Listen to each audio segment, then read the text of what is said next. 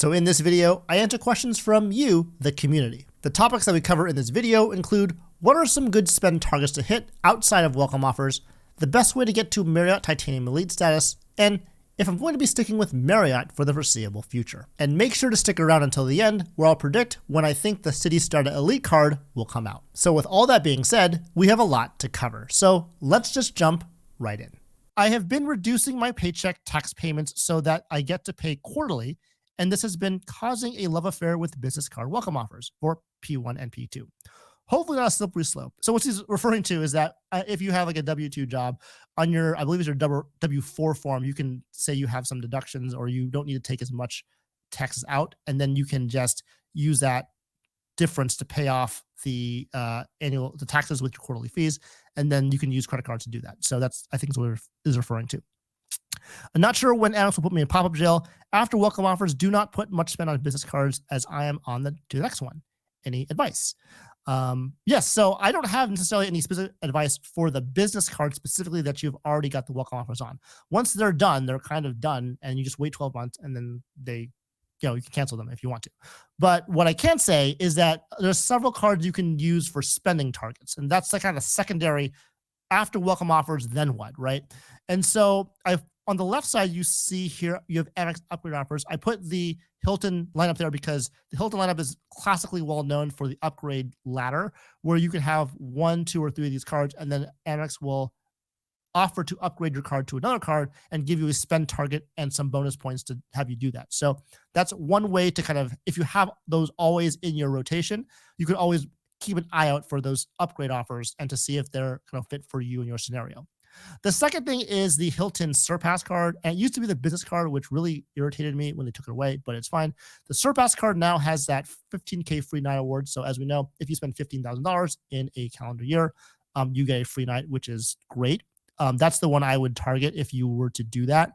There are also cards like the Chase Bonvoy Bountiful and the Bonvoy Bevy that has a similar thing, and I think those are dumb. I would not do that because those are 50K capped certificates, and those are like in the middle ground where it's not quite economy and not quite luxury, and so they're pretty much useless. And so I would just avoid those cards just in general. But the Hilton Surpass is still a very good card, still worth it. The build card I do want to mention too, because you can have, there's no spend target specifically, but it opens up secondary opportunities when it comes to the status you have with build. So you start at blue, which is nothing, and then after some spend, and the spend limits are 10,000, 25,000, and 50,000 respectively for silver, gold, and platinum.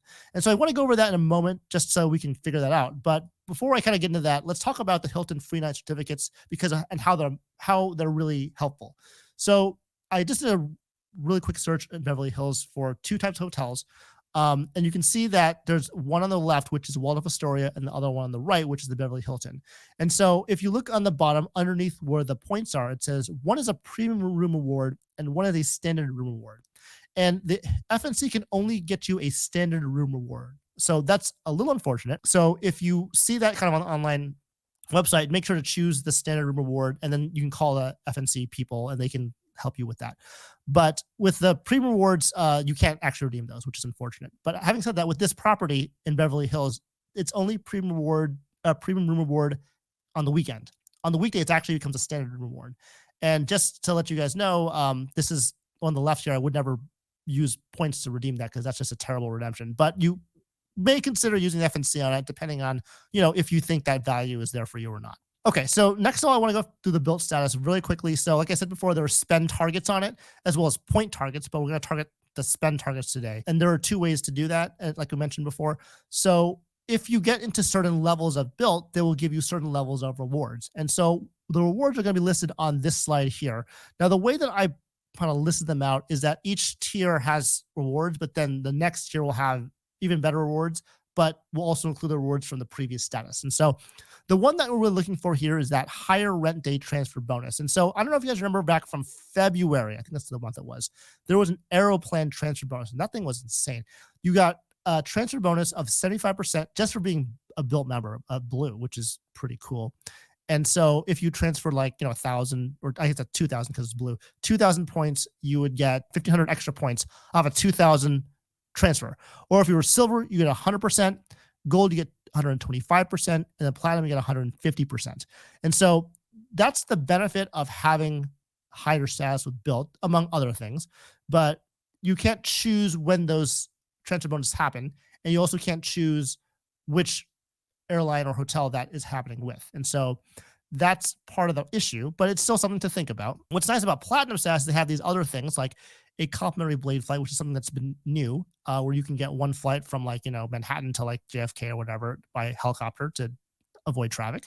There's also an elite status match. It's pretty cool that where you can get to Flying Blue Gold status, which gives you SkyTeam Elite Plus across Air France, KLM, Delta, and more. So that's nice. You get like a status with a credit card Platinum status. So I don't know if it's worth $50,000 to do that, but it is something to think about when you're thinking about welcome offers and trying to figure out alternative ways to use more credit cards for different spending. I know it's a little bit a different answer to your question, MGB, but you did leave this other tip just like yesterday, which is really cool. So let's go over that real fast. There's a US Bank Altitude Reserve tip, which is he wanted to share this with all of us. And so when you think about Player 2 and US Bank Altitude Reserve, you do not need to add an authorized user for Player 2, but instead you can add the US Bank Altitude Reserve card into your Player 2's mobile wallet, and she can use it for any in-person payments. Meaning any mobile wallet payments. I think that's a great piece of advice. I actually did add my wife as an authorized user. The card number is the same and everything is the same. The card number, the CVV, the expiration date, it just has her name on it. And so ultimately the only downside with what I did was that card added to her Chase 524 status, but she's still like 324. So that's not terrible. But if you wanted to avoid that aspect, I think what RemGB said here is a really good idea and a really good way to just circumvent that Chase 524 issue. Now, if this card's like 2 years old, it's like not a big deal. You can just do it, but definitely something to think about as an additional strategy. So thank you for that, RemGB. Next question comes from Bruce Lee. Bruce Lee credit says, Han Soloing this area. Yes, I'm alone today, but I want to intermix these like lives on my own versus with guests just throughout the year, just to make it, keep it interesting. But the benefit of me doing this on my own is I can spend more time on your questions on my like individually.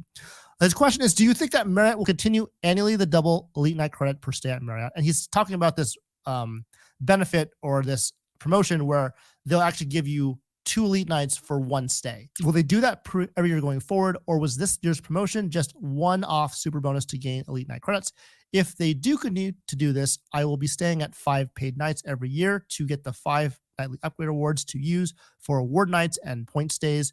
Thank you as always for your wisdom in the CC game. I appreciate your compliments. Perfect.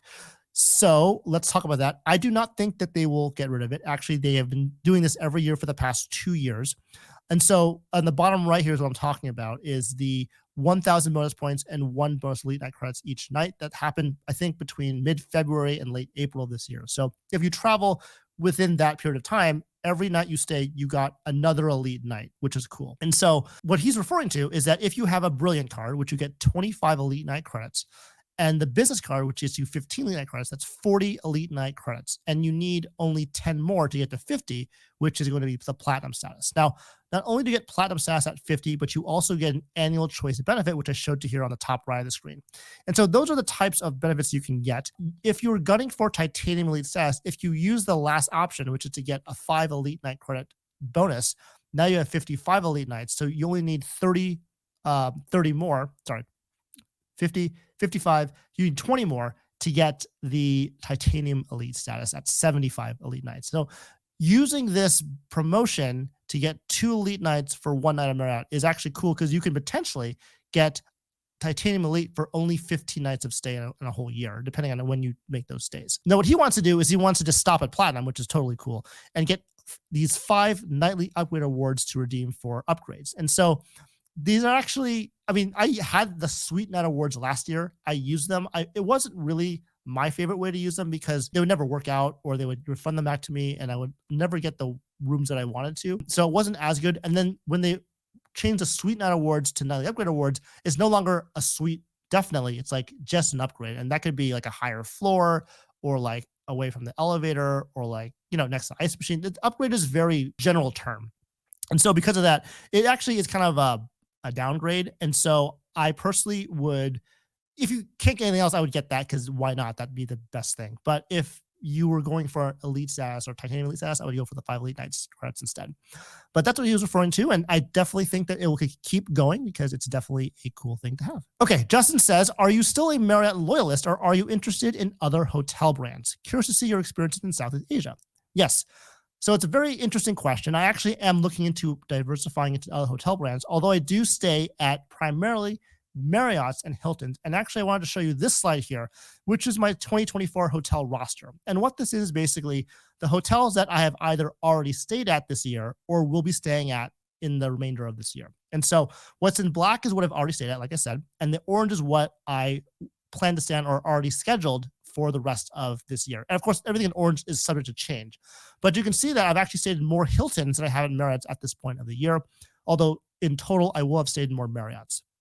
And so I bring this up because I think it's important to just always take a look at what hotels you're staying at and kind of inventory of what you want to do and why you want to do it. And so because I can see that I'm staying a lot of Marriott Hiltons, I'm going to make sure that I focus on those two hotels. I can see that I stayed at one Hyatt Regency, which is fine. It seems like for me, it's mostly Marriott and Hilton. I also want to mention that one hotel chain that is becoming more enticing to me is IHG. And the reason for that is if you look at IHG's map of where they're located, it's actually, there's a lot of them in Asia and Southeast Asia specifically. And that's really nice because that's actually where I want to stay and go to when I make my international trips. And so if I look closely at the Asia portion of the map, you can see that there's South Korea, Japan, Thailand, Singapore, China, Taiwan, all these places where I want to visit. And so I want to see, and this is like more of an experiment, if I can stay at more IHG properties and maybe make that sort of a main in Asia because they have so many properties that are there. Now, having said that, every other hotel chain also has properties there too. But just because I'm just trying to see something new, I've never really stayed at IHG properties before, other than the one that I stayed at, which was really nice, by the way. This is something that I think I want to just kind of test the waters with.